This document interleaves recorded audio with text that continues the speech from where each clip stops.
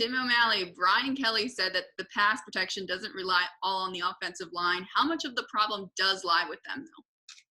Well, I think the bulk of it.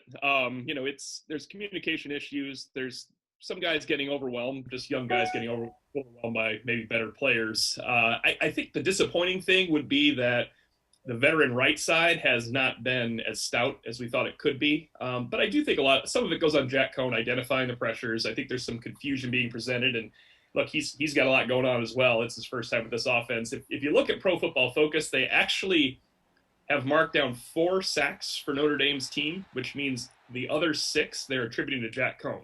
Now, that's not a Bible in terms of film study, but it does kind of lend credence to the fact that, Kelly's right. There's a lot of stuff going on. And of course, I thought Toledo disguised their looks very well last week. Are the problems in the run game all on the O-line, Tim Prister, or is Coan a factor in that too? Well, certainly Coan's not as mobile as the previous quarterback, Ian Book, and Ian Book got them out of issues time and time again.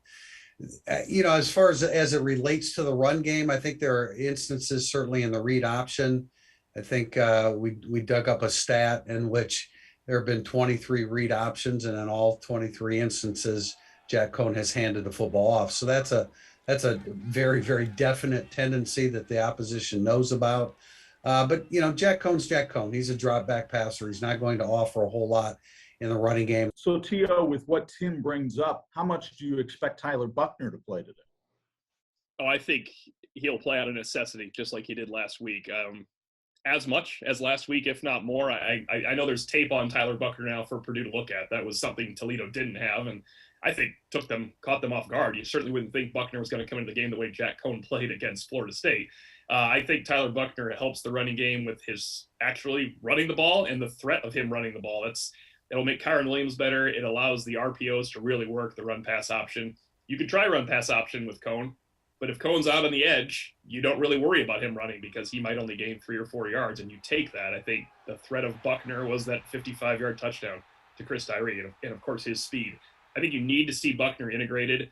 The word of caution is people just want to start Tyler Buchner. When there's tape on Tyler Buchner, as easy as it was last week for him.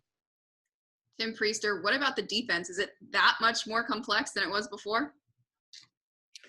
I don't think complexity or complex is the word, really. It's more aggressive, and that creates it has created a few big plays on the back end. The interesting thing is that 2 opponents have run 137 plays. 133 of them have averaged 3.8 yards per snap. The other 4 have averaged 70.5.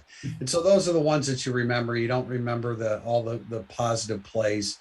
But so it's not complexity. It's just if you're going to be aggressive, you better have some safeguards on the back end. And there's been some missed tackles and some big plays, and those are the ones that we remember the most. TP, if Brian Kelly wins today, he ties Knute Rockne's all-time record for wins at Notre Dame. How feasible would that have seemed 10 or even 5 years ago for Brian? Well, not very. I mean, he's on a pace where they're going to win. By the end of this year, it'll probably be 53 or 54 wins in 5 years. And if you go to the previous 7 years, it was just 59 wins. They're recruiting better. I mean, it's certainly 5 years ago at this time, it didn't seem like this was possible, but he made a bunch of changes. And to his credit, he changed his approach and demeanor with the team, which was deemed necessary, and then made some significant changes in the coaching staff, and that had a very big impact on the program. Tim Priester, how good is the Purdue offense? It's very good, very dangerous in the passing game, very average in the running game, and now with the loss of Alexander Horvath, they're compromised a little bit more. He wasn't a breakaway back, but he averaged 5 yards a carry last year and could power through some tackles. But the combination of Jack Plummer to David Bell is lethal, and they have a very good tight end as well in Payne Durham. So they can do some things through the air. I think Notre Dame fans need to be prepared for the fact that Purdue is probably going to throw at least 45 passes and probably into the 50s, because I don't think they're going to have a lot of success on the ground against Notre Dame. CP, I knew you were going to take care of your Marion boy Horvath there. Now, let's talk the defensive side of the ball. George Karlaftis, terrific pass rusher. How strong is the rest of the defense? I think Karlaftis is what makes the rest of the defense as good as they could be on Saturday. I mean, he has 11 pressures in 2 games. It's really a game and a half because he didn't play much in the fourth quarter of the second half against Connecticut. It is hard to judge Purdue's defense because Connecticut is one of the worst programs in the country, but they had a very good – I mean, they got off the field third down against Oregon State 12 out of 18 times. They were able to hold them to 3.4 yards to carry. I think guys are better because of Karlaftis' presence. You have to account for him. Notre Dame is absolutely going to have to account for him with 2 people. So, T.O., let's stick with you. Score prediction today.